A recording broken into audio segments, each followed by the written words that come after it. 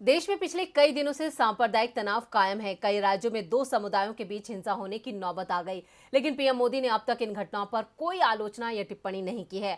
मोदी जी चुप हैं, जबकि विपक्ष उनसे जवाब मांग रहा है। पिछले दिनों देश के 100 से ज्यादा पूर्व नौकरशाहों ने भी पीएम मोदी से इन घटनाओं को रोकने के लिए अपील करने के लिए खत लिखा था। और अब दिल्ली के जामा मस्जिद के शाही इमाम अहमद बुखारी ने देश में बढ़ते सांप्रदायिक तनाव पर अपनी बात रखी है। तो क्या कहा है शाही इमाम ने, चलिए देखते हैं ये खास रिपोर्ट। देश में बढ़ रहा सांप्रदायिक तनाव और हिंसा की घटनाओं से देश के तमाम संवेदनशील नागरिक दुखी हैं।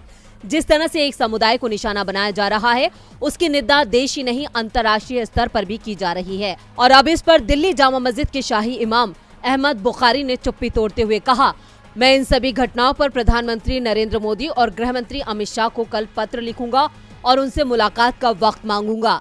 प्रधानमंत्री पूरे देश का होता है, किसी विशेष धर्म का नहीं होता। पीएम मोदी से पूछना चाहता हूं कि अगर सांप्रदायिक मतभेद और नफरत बढ़ती रही तो क्या देश के पक्ष में है? इस देश में हिंदू और मुस्लिम दोनों ने बलिदान दिया है।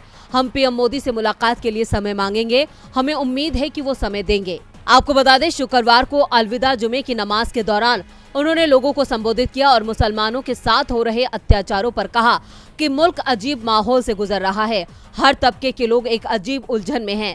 ऐसा महसूस हो रहा है कि कुछ होने वाला है, लेकिन नहीं पता कि क्या होने वाला है।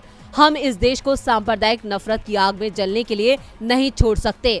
मुल्क के सामने आज कई सवाल खड़े हैं। हिंदुस्तान को एक बड़ा खतरा मजहबी नफरत से है। यदि ये सब नहीं रुका तो नहीं पता मामला कहां जाकर रुकेगा।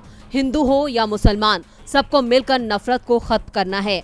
उन्होंने जहांगीरपुरी हिंसा पर कहा कि धार्मिक स्थलों के बाहर से जुलूस निकाले जा रहे हैं, नारेबाजी की जा रही है और लोग धार्मिक स्थलों के सामने से तमंचे लेकर निकल रहे हैं। कोई नहीं चाहता हिंसा हो, लेकिन कुछ चंद लोग माहौल बिगाड़ना चाहते हैं। हालांकि मामले की जांच होने पर दूध का दूध और पानी का पानी हो जाएगा। मैं सरकार से पूछना चाहता हूं, क्या ये सब सही है? उन्होंने कहा कि बुलडोजर चलने से मुसलमानों को ही नहीं बल्कि हिंदुओं को भी नुकसान हो रहा है। फिलहाल मुसलमान की हालत मोर जैसी है, वो नाचता है और अपने पैरों को देखता है तो रो पड़ता है। वहीं कोरोना का जिक्र करते हुए उन्होंने कहा कि पहले ही कोरोना की चपेट में आने से नुकसान हुआ है, अब पटरी पर वापस लौट रहे हैं तो हिंसा से नुकसान हो रहा है।